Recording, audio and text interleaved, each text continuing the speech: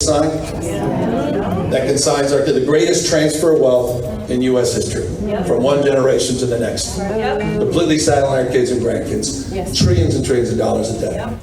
In order to finance the debt to provide tax cuts for billionaires and corporations that didn't even ask for them in many cases. Really rich, pardon the pun. So Newsom is going, oh, the big bill is running up our debt.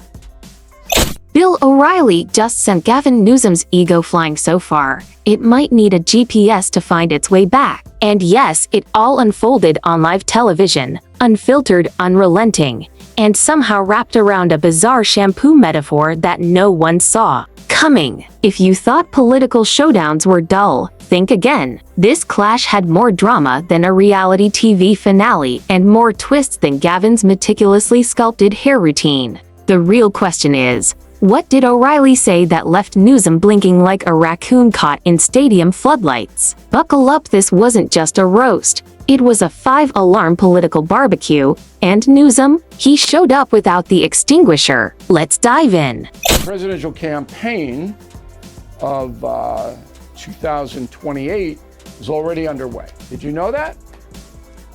So Gavin Newsom, governor of California, this guy is so perfect for me and for other reporters. It's just beyond belief. He's already campaigning. So he goes to South Carolina, something he would never do. Newsom will be drinking wine up in Napa Valley, South Carolina, in July. No way. He goes there on Senator Lindsey Graham's birthday to pound Graham and to pound the big bill. If you're vibing with this, go ahead and hit that subscribe button. It actually helps way more than you'd imagine. Now, Bill O'Reilly didn't just drag Gavin Newsom's name through the mud, he brought in a bulldozer, sprinkled on glitter for dramatic effect, and blasted the whole spectacle in cinematic 4,000. You know the situation is dire when the guy famous for shouting into a camera like your most unhinged uncle at Thanksgiving somehow manages to steal the spotlight from California's smooth-talking, camera-ready governor. Newsom rolled in with slicked-back hair, a rehearsed smile, and polished talking points polished enough to blind the front row. O'Reilly, though, he came armed with receipts, razor-edged sarcasm, and the comedic timing of a prizefighter. To Gavin Newsom, governor of California, very busy, very, very busy. He's out of money for Medi-Cal. Medi-Cal is Medicaid, okay? So they're out of money, ran out of money, even though they tax you Californians up to here.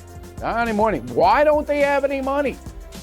Because, listen to this, illegal migrants are expected to receive this year alone $10 billion in health care costs from the city of California. Let's set the record straight. This wasn't one of those buttoned-up political debates where both sides flash fake smiles and toss around safe words like dialogue and discourse. No, this was a no-holds-barred roast session. And Gavin Newsom showed up thinking he was headed to a Napa Valley wine tasting. O'Reilly's opening move? A precision strike on Newsom's glossy political arsum delivered with the kind of practiced ease that comes from decades of verbal sparring. And we're not talking about just poking holes. He shredded it with the finesse of a man who's been at this longer than Newsom's favorite brand of hair gel has been on shelves. That are some, all about innovation, climate wins, and slogans you'd expect printed on a reusable Whole Foods tote. There's a clip I put in my notes. If you can pull this off, watch what Bill O'Reilly says on this whole thing, and then he ties Newsom in California at the end. Just watch this. Go ahead, Rob. No, Johnson and Adams had no power whatsoever. None. They do what they're told to do. The real power lies in the state legislature. Now, in both Illinois and New York, state legislature gives the big middle finger to Homeland Security. It says, blank you. Maybe Anderson Cooper could articulate it a little more than I am by using some vernacular. Wait for it. But that's what's happening. And the Trump administration knows that these mayors, this is like the utility infield. But O'Reilly didn't just critique, he went full demolition mode, swinging like a wrecking ball straight into Newsom's record. He tore into California's homelessness crisis, not framing it as a policy failure, but as if the state had practically turned it into a lifestyle brand. Picture it, glossy brochures for tent city living, complete with Gavin's face stamped on the cover like some twisted endorsement deal. And just when the dust settled, O'Reilly dusted off one of Newsom's greatest hits, the infamous French laundry dinner. Remember that? The governor feasting maskless like a modern-day Caesar while the rest of California was stuck at home, kneading sourdough and trying not to sob into it. But otherwise, Gavin Newsom plays to his progressive crew, and they still control California. They're slipping, but he still controls. But here's what I told my audience tonight on the No Spin News, which is our TV broadcast. You can get it on BillO'Reilly.com, and that's where we live. O'Reilly dragged that scandal back into the spotlight like a reality TV contestant who just can't stay eliminated. Here's Gavin. He practically sneered. The man who told you to lock yourselves inside while he's out sipping organic Chardonnay with lobbyists who'd auction off their grandmothers for a tax loophole. And it wasn't framed as just a personal jab, it was tactical. A carefully chosen strike at the very heart of Newsom's brand. Because, let's be honest, Newsom's entire political identity leans on being the cool dad of American politics. Young, smooth, Instagram-ready, with that West Coast glow that looks curated by a professional lighting crew. But the problem with playing cool dad is that once you're caught breaking your own rules, you're no longer the charming father figure, you're just the hypocrite who grounded everyone for sneaking out past curfew, then turned around and hit the clubs himself. What really set this takedown apart wasn't just the substance of the critique, it was O'Reilly's delivery. He wasn't reading off statistics. He was painting a satirical mural, a California that bills itself as the future of America, yet smells faintly of burned-out idealism and overpriced oat milk lattes. I think there's 53 million Californians, largest state. 10 million undocumented getting their health care paid for. So they're out of money in Medi-Cal. So what Newsom is doing, he's taking $3 billion from another part of the California budget, already running record deficits out there, okay? And he's putting it into Medi-Cal because they're broke, because they're paying so many bills for the undocumented.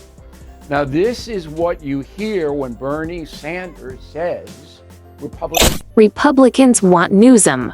Oh, bless his heart. He delivered that line with the same weary tone politicians use when they're explaining why your rent just doubled while your trash pickup got mysteriously cut in half. He tried to plaster on a grin, the kind of tight smile that says, I know the camera's still rolling, so I better look composed. But by then O'Reilly had already scorched the set and left smoke trails in his wake. And then came the receipts. California, O'Reilly reminded everyone, isn't just losing residents, it's practically handing out complimentary one-way tickets to Texas. Elon Musk, Oracle, HPH, major players packing up and leaving like it was the final boarding call. And sure, taxes were a huge part of it, about as welcome as finding a parking ticket tucked under your windshield on Christmas morning. But it didn't stop there. Crime waves in Los Angeles and San Francisco so bold, they deserved their own soundtrack. Meanwhile, Newsom was online, firing off inspirational quotes as if he were a budget Tony Robbins, curating California's crisis.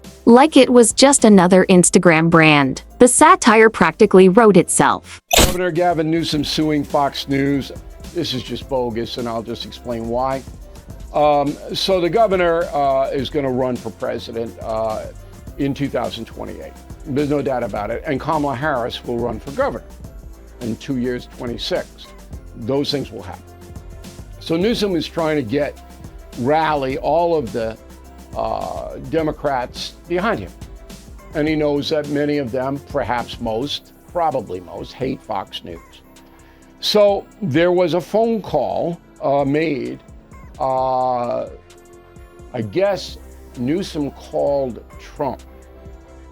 But I don't even know because I haven't seen a transcript or anything like that. Filtered photos, glossy captions, sun-drenched smiles. California sells itself online like it's running a lifestyle blog. But peel back the filter, and you've got wildfires chewing through communities, rolling blackouts leaving neighborhoods in the dark, and a state budget that looks like a toddler went rogue on Excel spreadsheets. O'Reilly didn't even need hyperbole, he just cracked a smirk and read the headlines out loud, letting reality do the heavy lifting. And then came the schools. California loves to brand itself as the shining model of progress, the future everyone else is supposed to follow. But how do you claim that crown when kids can't even clear basic reading levels? Billions poured into the system, yet test scores continue their Olympic-level dive. O'Reilly skewered it perfectly. It's like buying a Lamborghini only to discover the engine runs exclusively on tears and disappointment.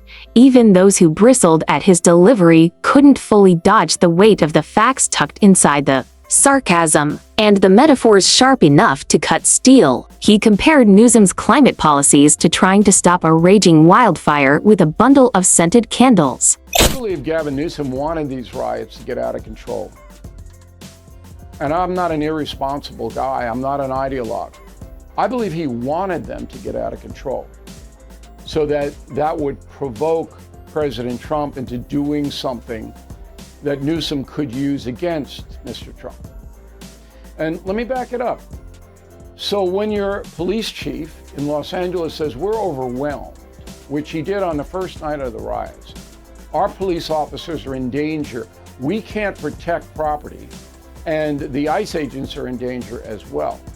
You know you're in dangerous territory when your opponent compares your leadership to performance art, and instead of laughing it off, the audience just nods along. That's exactly what O'Reilly did. He painted Newsom's polished exterior as nothing more than a glossy circus tent, flapping in the wind while chaos performed beneath the stripes. And the best moments weren't the loud, theatrical jabs, they were the silences. Not purposeful, dramatic silences, but the kind of awkward freeze you get when someone points out your pants are literally on fire and you try to spin it as some bold new fashion trend. Because if California really is supposed to be the prototype for America's future, O'Reilly made it sound like taxpayers might be owed a refund on this beta test. His critique wasn't just about a politician, it was about a brand. Newsom has styled himself as the Tesla of politics, sleek, modern, expensive, and with the occasional tendency to spontaneously catch fire.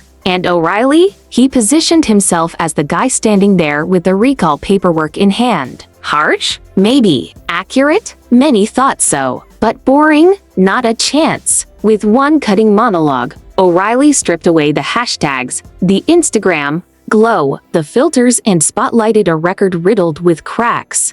Waters got the timeline wrong about the phone call, according to Newsom. Now, I don't know. I haven't seen the transcripts. I don't like that. And then John Roberts, another Fox News guy, he called Newsom a liar or something like, or Waters called him a liar, and they called him names and they disparaged him. So Newsom said he was defamed. Number one, he's a public figure, so that's not going to fly anywhere. Number two, you sue him for $787 million. It wasn't so much an ambush as it was a reckoning, the kind of moment where the emperor's wardrobe doesn't just lose its shine. It gets downgraded from bespoke tailoring to a bargain bin Halloween costume. O'Reilly stormed in, mic-gripped, like a weapon in one hand, a binder of inconvenient facts in the other, and he didn't waste time with pleasantries. Newsom's political brand has always leaned more Hollywood than Capitol Hill, shiny veneers, slick delivery, and the kind of glow that suggests a full-time moisturizer budget. But O'Reilly cut straight through the polish. Maybe next time, he quipped, just hand out Teslas to the unhoused. At least they'd have mobile shelters, and who knows, maybe it would convince the tech elite to make a California comeback tour. Because right now, the state's business exodus plays like a Netflix true crime documentary in the making. Tesla peeled out to Texas faster than Newsom could squeeze the word equity into a soundbite. Oracle? Gone. Hewlett-Packard? Also packing up. One by one, corporate giants slamming the eject button on the so-called Golden State. So I, down the road, could see a DeSantis versus Newsom presidential race. I don't think it's going to happen in 24, but you couldn't get more opposite guys, which is actually good in a democracy.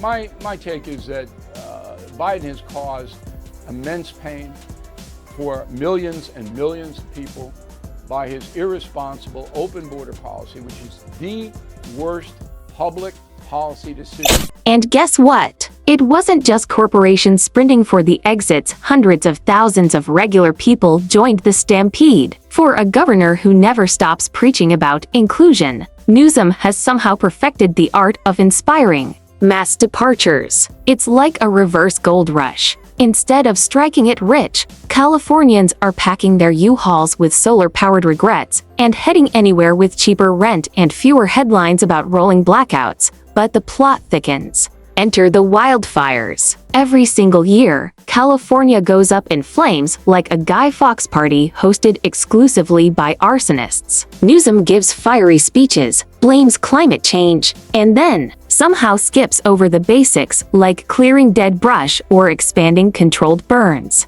Meanwhile, businesses downtown are boarding up, and security guards are practically learning parkour just to make it through a shift in Los Angeles. And Newsom's grand solution: murals. Yes, he proudly unveiled colorful walls and even pitched yoga in the park. Because, of course, what every smash and grab victim really needs is a downward dog pose beneath a spray-painted dove of peace. Who knew retail theft could be healed with a sun salutation and some acrylic paint? California. Now you talk about radical left. This is outrageous. This is Gavin Newsom. And this is Gavin Newsom's funeral right here, what I'm going to tell you about. So a bill, 665, signed into law by Newsom, says that children in California 12 years of age or older, all right, can leave their parents and check themselves into a residential shelter on their own. Essentially run away.